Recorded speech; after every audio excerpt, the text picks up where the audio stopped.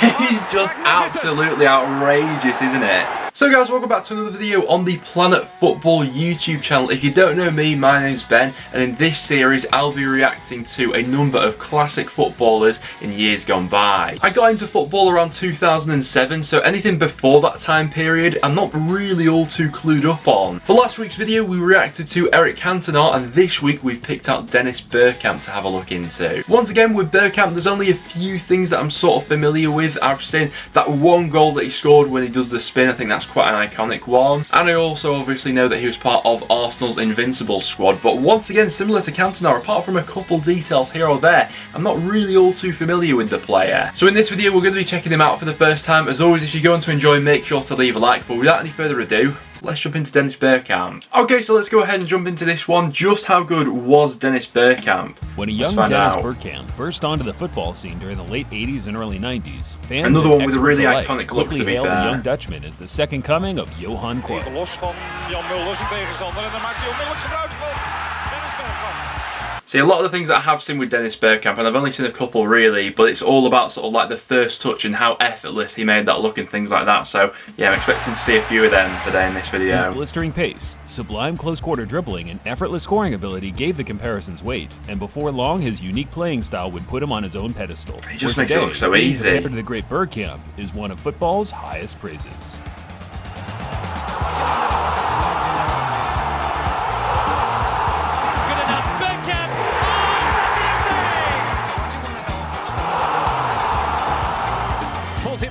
Yeah, that's the one goal I've seen there, and it is outrageous to be fair, isn't it? Dennis Bergkamp, unbelievable. On today's video, we revisit the rapid rise and unforgettable prime of the legendary Ajax and Arsenal forward Dennis Bergkamp. Dennis Bergkamp was the most entertaining footballer all round that I have ever seen. He's considered by many as one of the most intelligent, technical, and artistic players just in the modern game. Those little touches like that, he makes it look so easy. To find out, we kick things off by turning the clock back to where it all started. Going back to the beginning.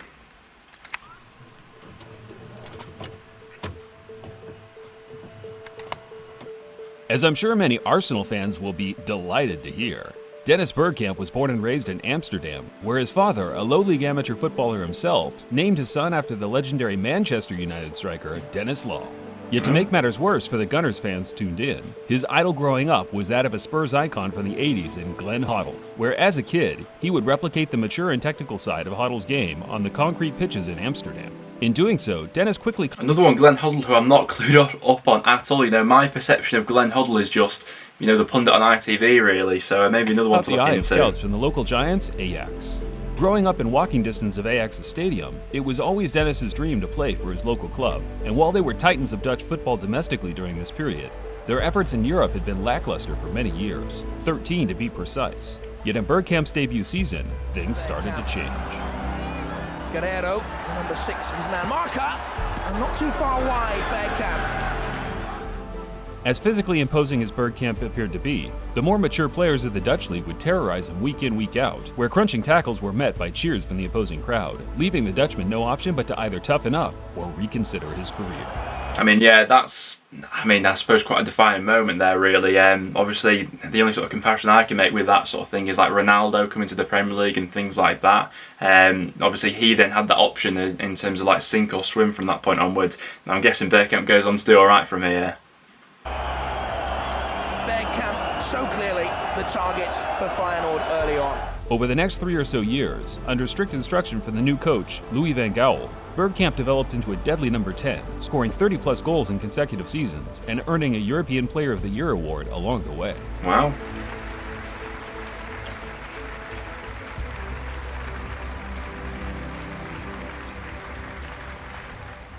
Bergkamp's pace and consistent finishing were at its peak during this period. By the age of 24, Bergkamp netted 122 goals for Ajax, an incredible goal-scoring feat, but from an Italian football perspective, a misleading one.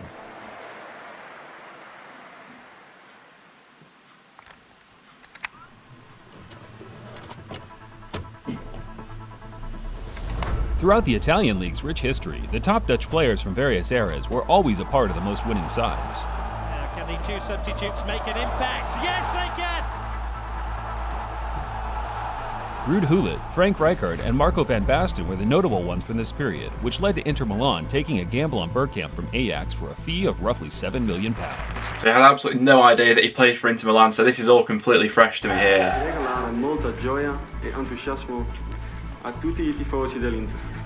While Bergkamp's goal-scoring numbers were impressive at Ajax, Inter tried turning the young Dutchman into an out-and-out striker as opposed to the number 10 and wide role, where he'd had so much success in the past. Former strike partners Brian Roy and Stefan Peterson allowed Bergkamp the freedom in behind to score and create goals with some astute link-up play. At Inter, he was often left up top in a 4-3-3 to fend and create goals on his own. Inevitably, this led to his first 2 seasons at the club being a total riot by his own standards, netting just 11 times in 52 appearances. Wow. While his reputation at club that. level was starting to dwindle, things couldn't have looked any brighter on the international circuit. Looking for Bergkamp, another dangerous ball. I mean, that's just silly, isn't it? It's the first touch again. Bergkamp's Euro 92 and World Cup 94 were career-defining tournaments considering his lack of form in Inter. He scored in pretty much every game in both competitions, progressing his team to the semi and quarter-finals in successive tournaments respectively. Yeah, it's not just those things with those touches in and around the box as well, it's from outside the box, you can really slam them in as well. And yeah, in those close quarter positions, you just can't get the ball off him. The style of football played in Italy during the mid-90s just didn't bode well for Bergkamp's skill set. He thrived on fast-paced attacking football with the freedom of rotational positions up top. His partnerships for Holland with Brian Roy and Mark Overmars issued as a stern reminder to world football how dangerous this now 26-year-old can be in suitable conditions. It was only a matter of time before another big club took a gamble on him, yet the team he signed for in June 1995 came from left field, to put it mildly.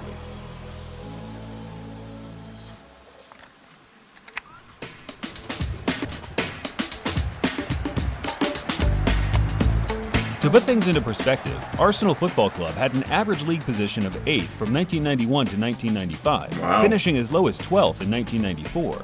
The lack of success prompted the manager at the time, Bruce Rioch, to use up as much resource as possible and bring in the world-renowned Dennis Bergkamp. Dennis was like... I mean, as gambles go in terms of signings, bringing in Dennis Bergkamp, doesn't turn out all too bad, I'm it's a guessing. little bit of an eye-opener to say, wow, where's he going to play? Foreign players were a rarity in the Premier League at this time, especially one of Bergkamp's status. However, with a bit of persuasion from Dutch teammate Glenn Helder, Dennis put pen to paper and quickly established himself as one of the leading technicians in England.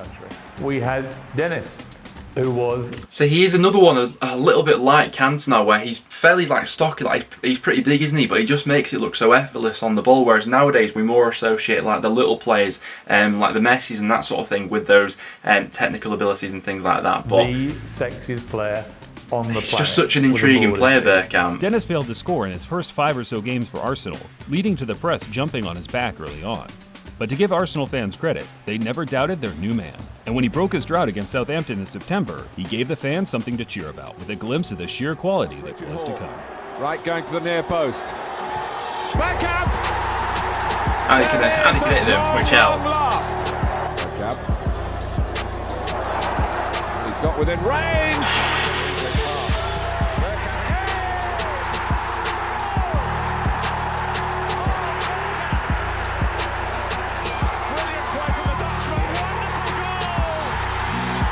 Bergkamp's major highlight from his first season was, without a doubt, his last-minute goal against Bolton to secure Arsenal a UEFA Cup spot on the last game of the season. 1-1 isn't good enough. Bergkamp! The way he hits them. See, this was one thing that I absolutely had no idea about Bergkamp. I knew about sort of the ingenuity around the box and the cute little touches and things like that, but from distance, he just slams them in.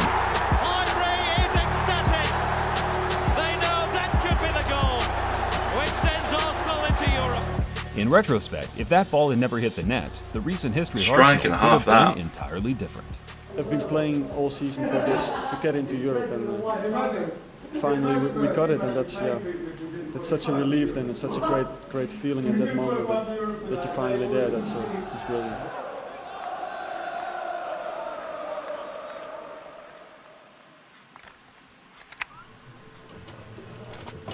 He is another one who's got a bit of an iconic look to him as well, hasn't he, if you know what I mean? People often forget, Arsenal's football reputation throughout the late 80s and early 90s was branded by fans and media as some of the most lackluster in the country. Boring Arsenal were the chants in the away end on most occasions.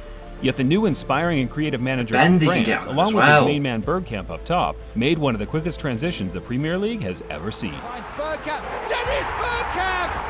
What a goal for the Dutchman! The football was brilliant, and while many different players came and went, Bergkamp remained as the magician up top.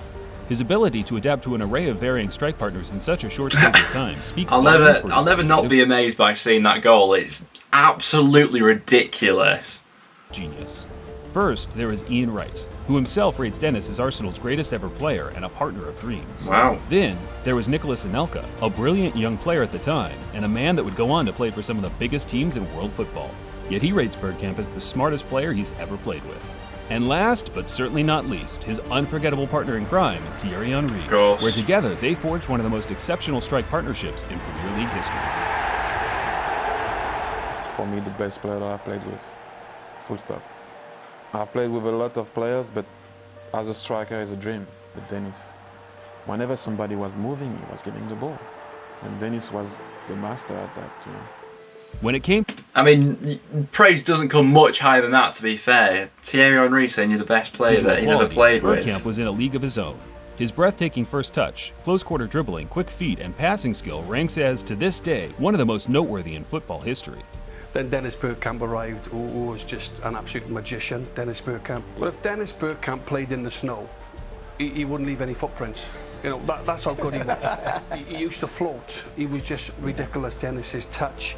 And if you watch his 100 goals for Arsenal over his career, Dennis Bergkamp's best goals, some of the goals are just out of this world. They really were. Trying to get it into his path. It's the range of goals that I'm so impressed with here, because I thought he was a bit more like an archetypal, like one-type finisher or something like that, but post-retirement, it couldn't be further my from the goal is truth. to not only win trophies, but look good doing it. Made me want to focus this video more on his ability individually, rather than as a team player, as we've done previously on this series. Because when you think back to Bergkamp as a player, you think, that goal against Bolton, his winner against Spurs in '96, his hat-trick against Leicester, the magnificent winner against Argentina in the '98 World Cup, and there were many more, in fact, for a player that wasn't exactly a prolific goalscorer for Arsenal. His highlight reel has to be in the mix for the best in Premier League history. Yeah. He just didn't know anything other than spectacular. Speaking of which, we saved the best for last. Bergkamp versus Newcastle away, March 2nd, 2002. Enjoy. Bergkamp suddenly changed pace through the centre. It's Bergkamp! He's just absolutely outrageous, isn't it?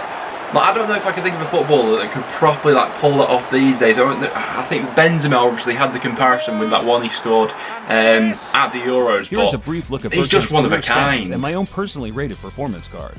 If you want to learn more about Arsenal's achievements as a team during their glory years, so to speak, look out for our Thierry Henry video coming in the near future. Very interesting. 252 career goals, 91 assists. I'm guessing that Bergkamp will definitely go down as one of those players where it's like, if you saw him live in the flesh in the stadium or something like that, I mean, that's a memory you're going to have for life, that sort of thing, isn't it? He is one of those few sort of iconic footballers who you get that feeling about, sort of, if you had watched him in the flesh. But guys, there we have it. I do feel a lot more clued up on Dennis Bergkamp now. A couple of things that I learnt from today's video especially. One, that he played for Inter Milan. I had no idea about that. I just always assumed that he went straight from Ajax to Arsenal. And secondly, just how good he was at scoring goals from outside the box. You know, my thoughts on him coming into this video were that he was, you know, doing most of his business in and around the box, you know, with cute little touches here and there. But yeah, he can seriously hit them, can't he? Interested to know from you guys, who is generally considered to be the better player, Bergkamp or Cantona, or is that a debate which still sort of rages on to this day? But let me know down below. Apart from that though guys, thank you very much for watching. These will be coming out on a weekly basis, so make sure to stay tuned to the Planet Football YouTube channel. As always, make sure to leave a like if you did go on to enjoy. But apart from that, thanks for watching, and I'll see you in the next one.